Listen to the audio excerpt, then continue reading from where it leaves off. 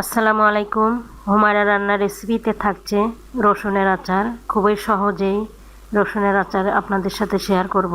চলুন দেখে নেওয়া যাক।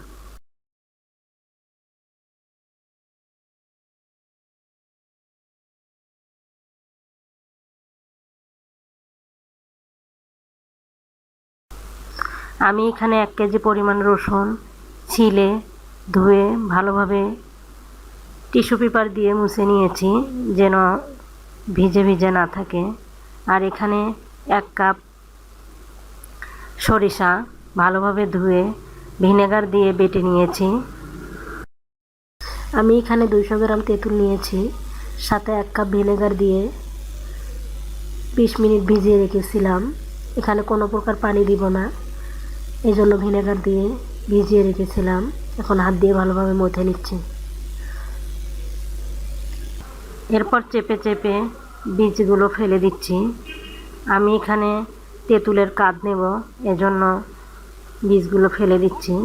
এখন ছাঁকনি দিয়ে তেঁতুলের যে খোসার ময়লাগুলো থাকে সেগুলো ফেলে দিচ্ছি। আচারের মশলা তৈরি করার জন্য এখানে কয়েক প্রকার মশলা নিয়েছি।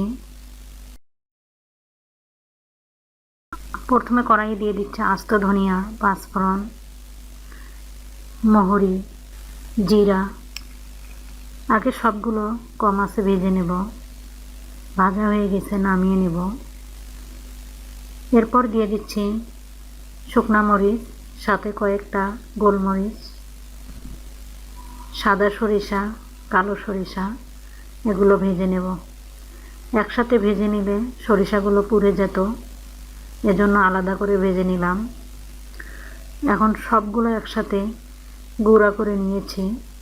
এভাবেই করে আচারে মশলা তৈরি করে আচারে দিলে খেতে ভীষণ টেস্টি হয়। চুলায় একটি কড়াই বসিয়ে দিয়েছি, আর সেই সাথে দিয়ে দিচ্ছি 3 পোয়া সরিষার তেল। আমি 1 কেজি রসুনের জন্য 3 পোয়া সরিষার তেল নিয়েছি। তেলটা ভালোভাবে গরম করে নিব। সাথে দিয়ে দিচ্ছি 2 চামচ পাঁচফোড়ন। এখন নাড়াচাড়া করে নিচ্ছি।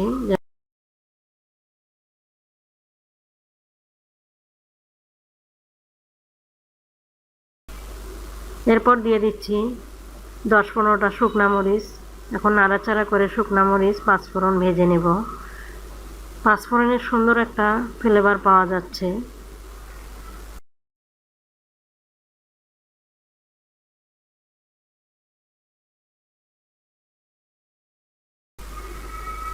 এরপর দিয়ে দিচ্ছি রসুনগুলো। অবশ্যই রসুন টিস্যু পেপার দিয়ে মুছে নিতে হবে, যেন রসুনের গায়ে কোনো প্রকার পানি না থাকে। এখন নাড়াচাড়া করে তেলের সাথে রসুনগুলো 3-4 মিনিট রান্না করে নেব।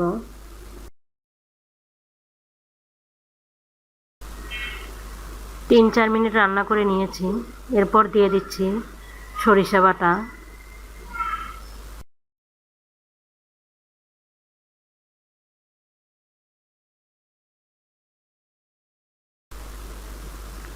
এ সময় চুলার আঁচ মিডিয়াম থেকে একেবারে কমিয়ে দিতে হবে। এখন রসুনের সাথে সব কিছু ভালোভাবে মিশিয়ে নিচ্ছি।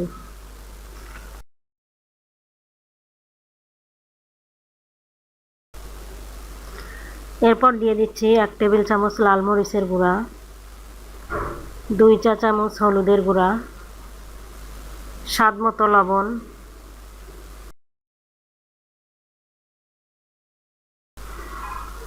2-3 মিনিট রান্না করার পর দিয়ে দিচ্ছি তেঁতুলের কাঁধ। তেঁতুলের কাঁধ দিয়ে ভালোভাবে নাড়াচাড়া করে নিচ্ছি। এরপর দিয়ে দিচ্ছি হাফ কাপ চিনি। আমি এখানে হাফ কাপ চিনি দিয়ে দিচ্ছি। 1 কেজি রসুনের জন্য আমি হাফ কাপ চিনি দিয়ে দিচ্ছি। মিষ্টি আপনারা বাড়িয়ে দিতে পারেন। আমি টক মিষ্টি রসুনের আচার তৈরি করব।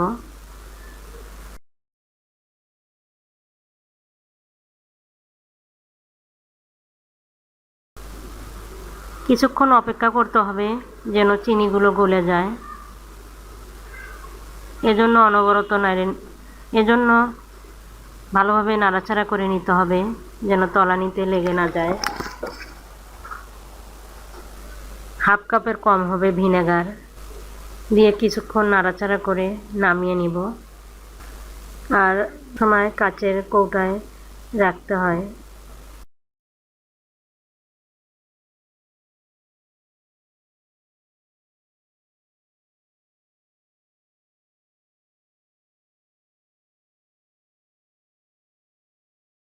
আর নামানোর পূর্বে দিয়ে দিচ্ছে আচারের মশলা, দিয়ে নাড়াচাড়া করে নামিয়ে নিলাম। এভাবেই করে খুব সহজেই টক মিষ্টি রসুনের আচার আপনাদের সাথে শেয়ার করলাম। আশা করি আপনাদের অনেক ভালো লাগবে।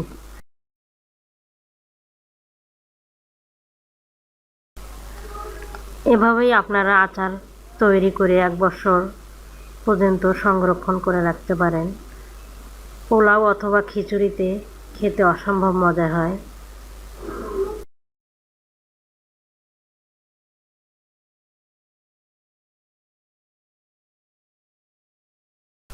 আর আমি আপনাদের সাথে শেয়ার করছি রসুন কীরকম সিদ্ধ হয়েছে।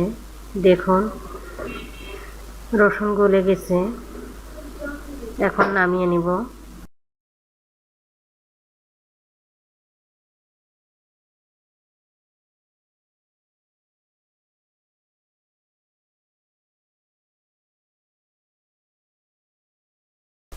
এখন ঠান্ডা হওয়া পর্যন্ত অপেক্ষা করব। রসুনের আচার ঠান্ডা হয়ে গেছে। এখন কাচের জারে রেখে দেব। নাড়াচাড়া করে নিচ্ছি।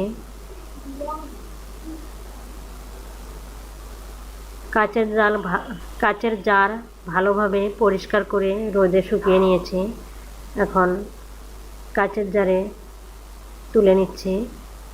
এভাবেই করে কাচের জারে 1 বছর পর্যন্ত রসুন সংরক্ষণ করতে পারেন, কোনো ফাঙ্গাস পড়বে না। আশা করি ভিডিওটি আপনাদের অনেক ভালো লাগবে। ভালো লাগলে অবশ্যই লাইক দিয়ে শেয়ার করবেন, কমেন্ট করবেন, সাবস্ক্রাইব করে বেল বাটন অন করে দিতে ভুলবেন না। ধন্যবাদ, ভালো থাকবেন।